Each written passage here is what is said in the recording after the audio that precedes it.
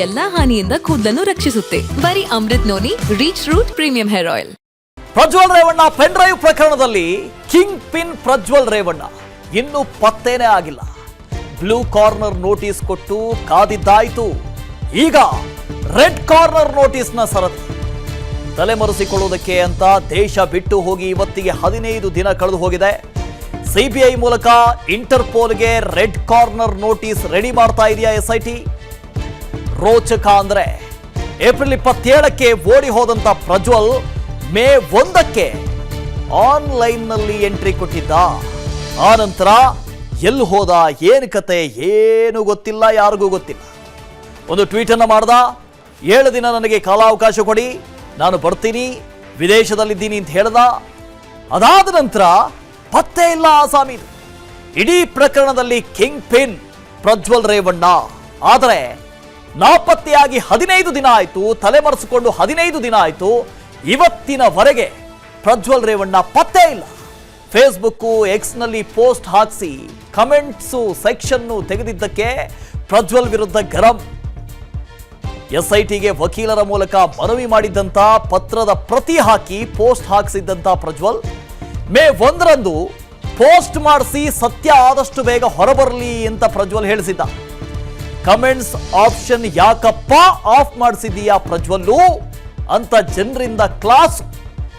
ಫೇಸ್ಬುಕ್ನಲ್ಲಿ ಆತನ post share ಮಾಡಿ ಕ್ಲಾಸ್ ತೆಗೆದುಕೊಂಡಿದ್ರು ಜನ. ಎಕ್ಸ್ನಲ್ಲಿ ಆ ಪೋಸ್ಟ್ ಅನ್ನ ಕೋಟ್ ಮಾಡಿ ಜನ ಪ್ರಜ್ವಲ್ಲು ಯಾಕಪ್ಪ ಇದನ್ನ ತೆಗೆಸ್ತೆ, ಜನ ಕ್ಲಾಸ್ ತಗೊಂಡಿದ್ದಾರೆ. ಈತ ಆನ್ಲೈನ್ ನಲ್ಲಿ ಇಲ್ಲ, ಕಮೆಂಟ್ ಸೆಕ್ಷನ್ ನಲ್ಲಿ ಕಮೆಂಟ್ ಹಾಕೋದು. ಲೋ ಸಾಕಪ್ಪ ಪ್ರಜ್ವಲ್ಲು, ಎಲ್ಲಿದೆಯಪ್ಪ, ಈ ತರದ ಸಾಕಷ್ಟು ಪೋಸ್ಟ್ಗಳು ಹರಿದಾಡ್ತಾ ಇದೆ. ಪ್ರಜ್ವಲ್ ರೇವಣ್ಣ ತಪ್ಪು ಮಾಡಿಲ್ಲ ಅಂದ್ರೆ ವಿದೇಶಕ್ಕೆ ಯಾಕೆ ಹೋಗಬೇಕಾಗಿತ್ತು, ನೀನು ಬ್ರಾ ಪ್ರಜ್ಜು, ನೀನು ಬಾ, ಇಲ್ಲಿ ಸತ್ಯ ಹೊರಬರ್ತಾ ಇದೆ.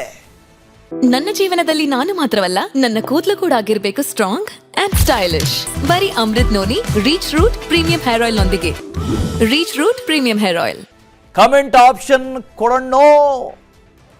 ಈ ಥರದ್ದು ಸಾಮಾಜಿಕ ಜಾಲತಾಣದಲ್ಲಿ ಎಕ್ಸ್ನಲ್ಲಿ ಕಮೆಂಟ್ಗಳೋ ಕಮೆಂಟ್ ಸೆಕ್ಷನ್ ಓಪನ್ ಮಾಡು ಪ್ರಜ್ವಲ್ಲು. ಲೋ ಸಾಕಪ್ಪ ಪ್ರಜ್ವಲ್ಲ, ಎಲ್ಲಿದ್ಯಪ್ಪ, ಸುಮ್ಮನೆ ಹಾಜರಾಗಪ್ಪ, ಈ ಥರದ ಕಮೆಂಟ್ಗಳು, ಸಾವಿರಾರು ಕಮೆಂಟ್ಗಳು ಬರ್ತಾ ಇದೆ. ಮಾಡೋದು ಮಾಡಿ ದೇಶ ಬಿಟ್ಟು ಓಡ್ತೀಯ, ನಾಚಿ ಆಗಲ್ವಾ ನಿನಗೆ ಅಂತ ಜನರಿಂದ ಟೀಕೆ. ಫೇಸ್ಬುಕ್ ಹಾಗೂ ಎಕ್ಸ್ನಲ್ಲಿ ಪ್ರಜ್ವಲ್ ಪೋಸ್ಟ್ ಟ್ಯಾಗ್ ಮಾಡ್ಕೊಂಡು ಜನ ಟೀಕಾಸ್ತ್ರಗಳನ್ನು ಪ್ರಯೋಗ ಮಾಡ್ತಾ ಇದ್ದಾರೆ. ಅಶ್ಲೀಲ ವಿಡಿಯೋ ಹಗರಣದಲ್ಲಿ ಸಿಕ್ಕಿಬಿದ್ದಿರುವಂತಹ ಪ್ರಜ್ವಲ್ ರೇವಣ್ಣ ವಿರುದ್ಧ ಟೀಕೆ ಮೇಲೆ ಟೀಕೆ. ಬಿಜೆಪಿ ಮತ್ತು ಸಿಎಂಗೆ ಟ್ಯಾಗ್ ಮಾಡಿ ಪ್ರಜ್ವಲ್ ಆಸ್ತಿ ಸೀಸ್ ಮಾಡಿ ಅಂತ ನೆಟ್ಟಿಗರು ಆಗ್ರಹಿಸ್ತಾ ಇದ್ದಾರೆ. ಯಾವಾಗ ಬಿಡ್ತೀಯಾ, ಪೊಲೀಸರಿಂದ ಆಗಲ್ಲ, ನಾವೇ ಪಾಠ ಕಲಿಸ್ತೀವಿ ಅಂತ ಮಹಿಳೆಯರು ಕ್ಲಾಸ್ ತಗೊಂಡಿದ್ದಾರೆ. ನೋಡಿ, ಮಹಿಳೆಯರು ಕ್ಲಾಸ್ ತಗೊಂಡಿದ್ದಾರೆ. ಅದಕ್ಕೆ ಕಾರಣ 15 ದಿನ ಆಯ್ತ್ರಿ, ಇವತ್ತಿನವರೆಗೆ ಪತ್ತೆ ಇಲ್ಲ ಆಸಾಮಿ. 15 ದಿನ 2900 ಅಂತೆ, 3000 ಅಂತೆ, ಹೀಗೆ ವಿಡಿಯೋಗಳ ಸಂಖ್ಯೆ ಏರಿಕೆನೇ ಆಗ್ತಾ ಇದೆ. ಆದರೆ ಮನುಷ್ಯ ಮಾತ್ರ ಪತ್ತೆ ಇಲ್ಲ.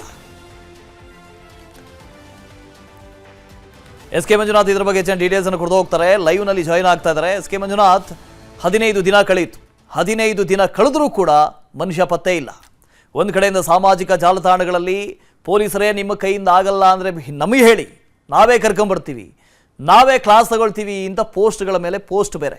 ಎಸ್ಐಟಿ ಏನು ಮಾಡ್ತಾ ಇದೆ, ಅಧಿಕಾರಿಗಳು ಏನು ಮಾಡ್ತಾ ಇದ್ದಾರೆ?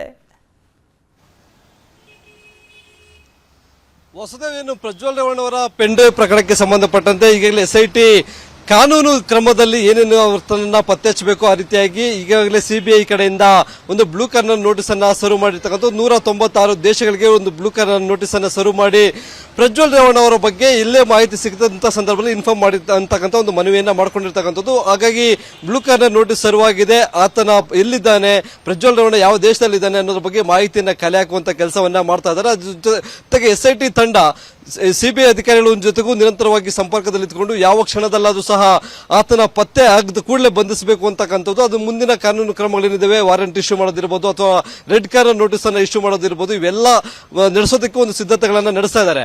ಒಂದು ಕಡೆ ಎಸ್ಐಟಿ ಕಾರ್ಯಾಚರಣೆಯನ್ನ ನಡೆಸ್ತಾ ಇದ್ದಾರೆ, ಮತ್ತೊಂದು ಕಡೆ ಸೋಷಿಯಲ್ ಮೀಡಿಯಾದಲ್ಲಿ ಪ್ರಜ್ವಲ್ ರೇವಣ್ಣ ಅವರ ವಿರುದ್ಧ ಒಂದು ಆಕ್ರೋಶ ಭರಿತವಾದಂಥ ವಾರ್ ಸಹ ಶುರು ಆಗಿರ್ತಕ್ಕಂಥದ್ದು. ಅದರಲ್ಲಿ ಮಹಿಳೆಯರಿರ್ಬೋದು, ಪುರುಷರಿರ್ಬೋದು, ನೆಟ್ಟಿಗರಿರ್ಬೋದು, ಇವರೆಲ್ಲರೂ ಸಹ ಏನು ಆತ ಮೇ 1ನೇ ತಾರೀಕು ಯಾವಾಗ SIT ಅಧಿಕಾರಿಗಳು ಒಂದು ನೋಟಿಸ್ ಅನ್ನ ಕೊಡ್ತಾರೆ ತನಿಖೆಗೆ ಹಾಜರಾಗಬೇಕು ಅನ್ನೋ ನಿಟ್ಟಿನಲ್ಲಿ, ಆ ನೋಟಿಸ್ಗೆ ಸಂಬಂಧಪಟ್ಟಂತೆ ತಮ್ಮ ವಕೀಲರ ಮೂಲಕ ಒಂದು ಮನವಿಯನ್ನ ಮಾಡಿರ್ತಕ್ಕಂಥದ್ದು. 7 ದಿನಗಳಲ್ಲಿ ನಾನು ವಾಪಸ್ ಬರ್ತೇನೆ, ಸತ್ಯ ಬೆಳಕಿಗೆ ಬರಲಿದೆ ಅಂತಕ್ಕಂಥ ಒಂದು ಪೋಸ್ಟ್ ಅನ್ನ ಮಾಡಿ ಅದಾದ ಬಳಿಕ ಯಾವುದೇ ರೀತಿಯಾದಂಥ ಒಂದು ಪ್ರತಿಕ್ರಿಯೆಯನ್ನ ಕೊಡೋದಿಲ್ಲ.